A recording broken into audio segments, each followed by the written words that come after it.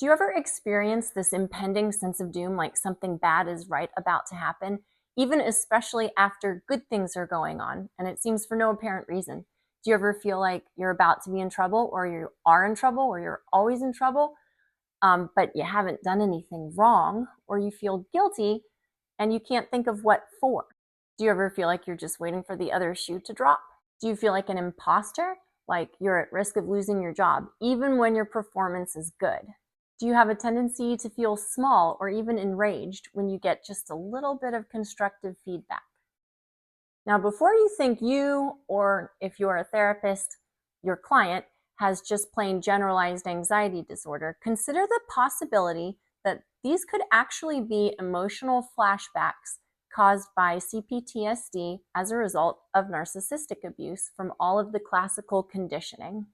Hi, I'm Amanda, licensed mental health counselor. Let's get some clarity on what causes these mindsets and emotional responses. Narcissistic abuse classically conditions us survivors to learn and adapt. This is not necessarily something that narcissistic people do on purpose, but it does happen, and it does create emotional flashbacks. And of course, let's end on some healing tips. There was this psychologist named Ivan Pavlov.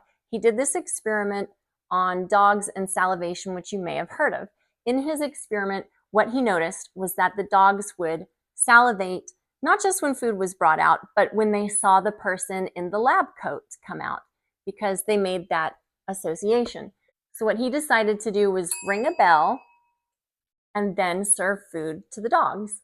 The salivation was natural and normal. It didn't have to be learned or taught. Ivan Pavlov noticed that dogs would salivate not only when food was brought out, which was an unconditioned response to a neutral stimulus. The food was the neutral stimulus, and the salivation was an unconditioned response. It didn't have to be learned. Pavlov observed that the dogs would salivate when a person in a lab coat came out because they associated that with getting fed. So he ran this test, and he would ring a bell, and when the bell would ring, food would come out. When the dogs began to salivate only with the bell and not with the presence of the food, this became a conditioned response. The dogs had learned to associate food with the sound of the bell, even though hearing a bell is not a normal thing to provoke feeling hungry. So what was discovered was that a biologically potent stimulus could be paired with something completely neutral, and it could create a conditioned response.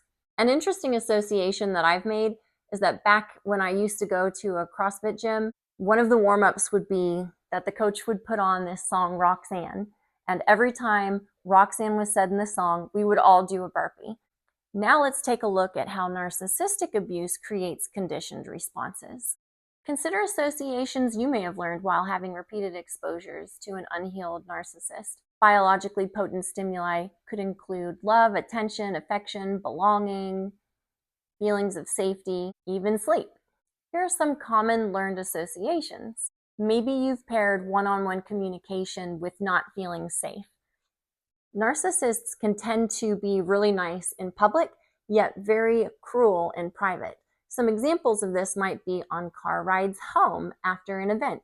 If the narcissist was upbeat and charismatic and charming in public, but they weren't actually happy in real life, you're going to hear about it on the car ride home. If you did something they didn't like or didn't do something they wanted you to do, you're going to hear about it on the car ride home. If they're upset and the phone rings and you know it's them, this is one-on-one private conversation time. This may have been associated with the narcissist being very verbally aggressive, critical, shaming, berating. And so what this creates is an association between one-on-one communication and being shamed, blamed, and verbally berated. And what this can do is it can build this belief that when you get a phone call or you're entering the car one-on-one with somebody, that you don't feel safe. This can trigger emotions of fear or dread, even anger, in response to the unjust treatment. If you grew up in a narcissistic family with a narcissistic parent, maybe when you left the house and then you were returning home, you had this feeling like you were in trouble, like when you got home, you were going to hear about it. And so now you associate going out and doing something for yourself and then coming home with this sense of dread or feeling in trouble. These are emotional flashbacks. These are not normal responses to coming home. Neurons that fire together wire together. So when these strong emotional feelings are experienced alongside of these events, this becomes remembered with potent strength. Many people report feeling really tense when they hear the narcissistic person drive home in the driveway, hearing the car park, hearing the door open, hearing the keys get put down. Some people had a narcissistic person put a lot of stress or even spoiling upon birthdays and holidays. And so what that can do is it can create an association with a birthday or a holiday, just wondering what is going to happen and just having this tense feeling that something's going to go wrong. Or maybe you have ended contact or limited contact with the narcissistic person or people in your life, but now on birthdays, anniversaries, and holidays, you have that dread that they might send you something hoovering in the mail or in your phone or somewhere on social media. This hypervigilance that you might experience if you're in person or by yourself associated with these time frames is caused by walking on eggshells. That feeling that you always have to be careful or else the narcissistic person could get set off. And it's unpredictable. It's not your fault. It's based on their mood. It's based on how they're feeling about what's going on around them. And it could be based on their own memories. They might have guilt flooding in. The point is, you can't control the way the narcissistic person feels, and you can't predict it either. So that's what creates this feeling of walking on eggshells and constantly feeling tense, constantly feeling hypervigilant to try to keep yourself safe and pick up on their facial expressions, their body language, so that you can accommodate. And these are conditioned responses. These are learned responses based on having multiple experiences where learning these conditioned responses kept you safer. It is adaptation. It is learning. It's learning how to survive and minimize harm in the given environment. It's also not uncommon that when things are going really well, you get this sensation like something bad is bound to happen and you're just waiting for the other shoe to drop. Always having this feeling of impending doom. It's coming. Something bad is going to happen. Something bad is going to happen. Part of the reason for this is that when a narcissistic person is around authentic and happy people, there's that contrast. Your happiness, your joy, your calmness and relaxation becomes something that the narcissistic person can feel in contrast to the way they feel on the inside. So to get things more level, they might have an outburst or insult or criticize to bring you down to where they are. And that's one of their ways of regulating their emotions. But what it does is it pairs feeling good and feeling happy and things being good with things going wrong. Other reasons that they might do that might be out of boredom. Sometimes narcissists get bored when things are going really well. They get high out of causing drama. They get this internal arousal from watching people get upset and getting worked up, or they'll bait them into an argument simply out of boredom because things have been going well. And this happens repeatedly, but you don't really notice it because it doesn't really get talked about. It just happens. And if you bring it up, you know they're not going to take accountability. It's going to get denied, or even worse, you get blamed for it. So you also get conditioned not to bring it up, but that's more operant conditioning, which we'll get into in another video. This one focuses on the classical conditioning, just building the association. Some of your emotional and internal learned responses could include fear, hypervigilance, threat, guilt, sense of doom, worry, feeling like you're in trouble. The outward presentation, behaviorally, could be fawning, apologizing profusely, letting that narcissistic person feel superior. In order to avoid the narcissistic person giving you a hard time when you come home, you might go out less often. And if you start making an association that feeling happy results in getting criticized, you might dim your light and shrink more and more and more.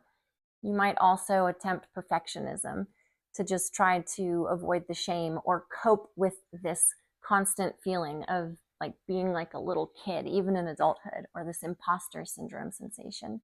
So this classical conditioning that comes just from being around narcissistic abuse, it's not something that a narcissist is necessarily doing on purpose, yet the narcissistic person can benefit from these things because in your effort to try to feel less of these uncomfortable sensations, you might change your behavior and do less, isolate more, or speak up less, become less authentic, at least around this person, but then just get this feeling inside your head and this belief that the things that you have to say aren't good enough to say or good enough to believe, and you start doubting yourself more and more and more. So you can see, even if this is not intentional by a narcissistic person, it can, in a lot of cases, benefit them at your expense, of course. Again, these become learned adaptations, things that you've learned in order to stay safer and minimize the harm. Now, these memories are also subconscious.